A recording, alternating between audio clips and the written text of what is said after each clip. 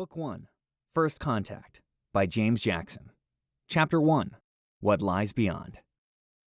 Dave stares out through the space capsule's tiny porthole once again. His large blue eyes search the distant stars. He finds the view quite serene and beautiful. The ship's slow roll brings new stars into view as others disappear from his sight. He's hoping to catch a glimpse of Pythos, their homeworld, for today is the day they finally return. He gazes back outside and wonders once again why they are even on board. The ship has not really needed them at all.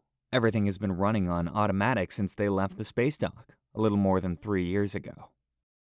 He reflects on the long journey to their nearest world, Harthos, followed by the equally long and boring trek back. For Dave and his 3 colleagues, the adventure is at last coming to an end. Dave slowly turns at the sound of movement behind him. He watches as Larry makes his way hand over hand to a chair.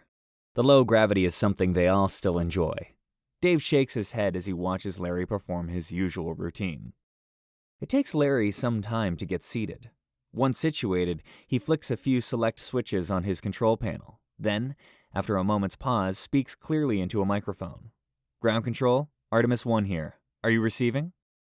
Brett stands nearby, leaning against a junction that separates 2 of the many segments that make up this compact spacecraft. He looks at Larry sympathetically, and then shakes his head as well. They're not going to respond, you know. Something must have happened to the transmitter.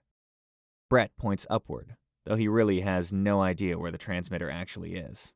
"I know," Larry responds indignantly. "We stopped receiving transmissions over a year ago," he continues, mimicking words that he has heard many times before. Dave frowns slightly as a flash of light from outside the porthole catches his eye. "You know," he says with some concern in his voice, "we ought to be getting something back. We're almost there." He glances back outside again, but cannot see anything that would account for the unexpected flash. Brett shakes his head in disagreement. "We lost the whole assembly then." Before anyone can refute his statement, he leaves the command capsule. Larry simply points to his controls in defense. They clearly show that nothing is wrong with the transmitter or anything else for that matter. Dave nods his head in agreement and then shrugs his shoulders as he returns to his own thoughts once more. The 4 men have gotten along quite well. Surprisingly enough, there have been no real problems between any of them. The only argument was when ground control stopped responding to their hails. The last transmissions received deemed the interplanetary mission a success, and then nothing. To the crew, though, the undertaking has also been a disappointing failure. There is no life on Harthos, not even microbes. The many probes launched reported over and over that the planet's soil and atmosphere are unable to support even the most basic of organisms, let alone the billions waiting in hope for a new planet on which to live. The tedium was broken during their orbit of Harthos by one of the few decisions the crew actually had to make. The computers had asked them how many probes to launch. The answer was obvious. All of them.